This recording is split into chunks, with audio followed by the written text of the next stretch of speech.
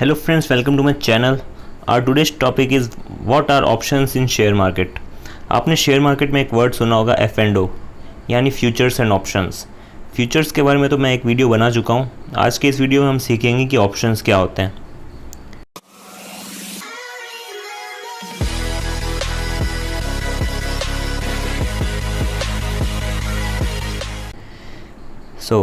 Options दो तरह के होते हैं, एक होता है कॉल ऑप्शंस, एक होता है पुट ऑप्शंस। एक एग्जांपल लेते हैं जिससे आपको पता चल जाएगा कि कॉल ऑप्शंस क्या होते हैं। एक इंसान है जैक और दूसरा है डॉर्सन। एक है जैक, दूसरा है डॉर्सन। जैक और डॉर्सन के बीच में एक एग्रीमेंट होता है जिसमें जैक बाय करता है कॉल ऑप्शन डॉर्सन से एट एग्रीड प्राइस या एक्सरसाइज प्राइस ₹1000। और ये एग्रीड प्राइस किस चीज़ की है? किसी शेयर की, मान लेते हैं रिलायंस की। जैक ने डॉर्सन से एक कॉल ऑप्शन बाय किया है ₹1000 में कि वो रिलायंस का शेयर।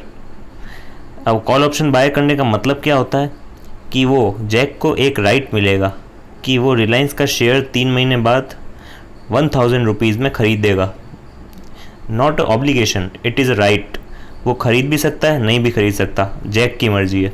लेकिन उसके पास ये राइट होगा कि शेयर का प्राइस भले 3 महीने बाद कितना भी ज़्यादा हो जाए, पर जैक के पास ये राइट रहेगा कि उसको ₹1000 में वो शेयर खरीद सकता है अगर वो चाहे तो। इसी को कहते हैं कॉल ऑप्शन।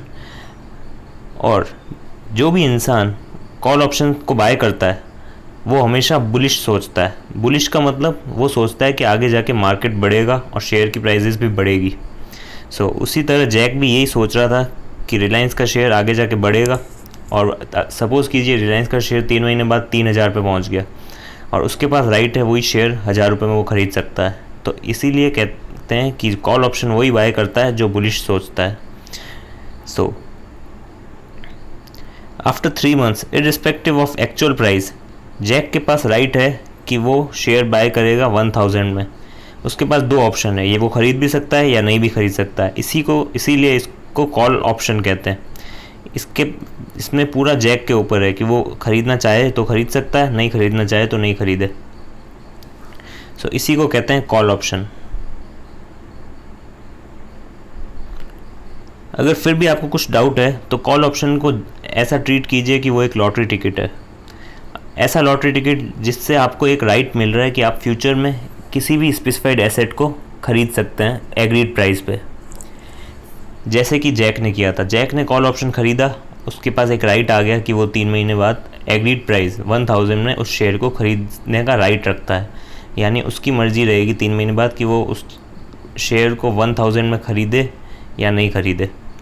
उसी तरह ये एक लॉटरी टिकट जैसा है कि आपके पास एक राइट आ जाता है कि 3 महीने बाद शेयर की प्राइस कितनी भी हो, आपको वो राइट है कि आप उस एग्रीड प्राइस पे शेयर खरीदेंगे।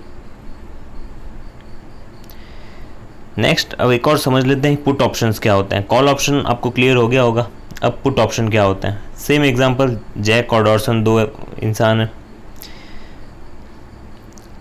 इस बार जैक कॉल ऑप्शन बाय नहीं कर रहा, इस बार जैक पुट ऑप्शन बाय कर रहा है, वही ₹1000 में रिलायंस शेयर का।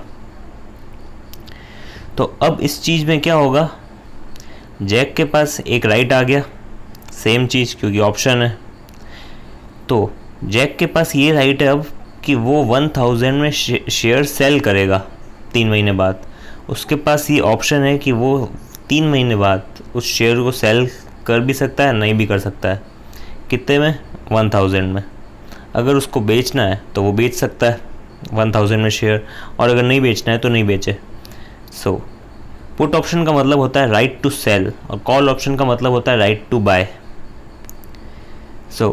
इस बार जैक कैसा सोच रहा है? बेरिश। जैक को लग रहा है आगे जाके मार्केट गिरेगा, इसीलिए वो पुट ऑप्शन बाय कर रहा है। तो जैसे ही अगर रिलायंस का शेयर का प्राइस डाउन हो गया, सपोज़ कीजिए 500 आ गया, तो जैक को फ़ायदा हो जाएगा क्योंकि वो उसको पैसे पहले ही लग रहा था कि मार्केट बेरिश है, आगे जाके गिरेगा। तो उसने 1000 में बेच दिया डॉर्सन को शेयर, तो उसको फ़ायदा हो गया ₹500 का। तो इसीलिए after 3 months irrespective of actual price, Jack के पास राइट है कि वो शेयर सेल कर सकता है एट 1000। तो पुट ऑप्शन में भी जैक के पास 2 ऑप्शन है, वो सेल करे या नहीं करे। तो अब आपको क्लियर हो गया होगा। पुट ऑप्शन को भी आप एज ए लॉटरी टिकट समझ सकते हैं। लॉटरी टिकट आप बाय कर रहे हैं कि आपको एक राइट मिलेगा कि आप फ्यूचर में यानी एग्रीड प्राइस पे शेयर को सेल करने का राइट आ जाएगा आपके पास। तो यही होता है पुट ऑप्शन। अब इसकी डेफिनेशन देख लेते हैं कॉल ऑप्शन की क्या होती है।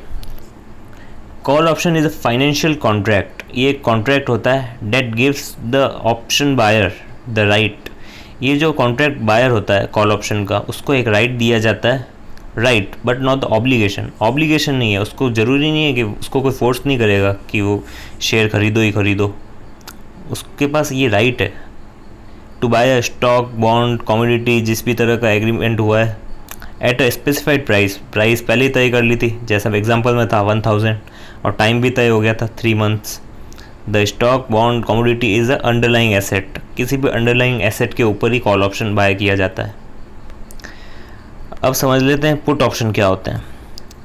सो put option is a contract, same is a financial contract giving the owner the right. इसमें भी राइट मिलेगा हमको, but not the obligation to cell.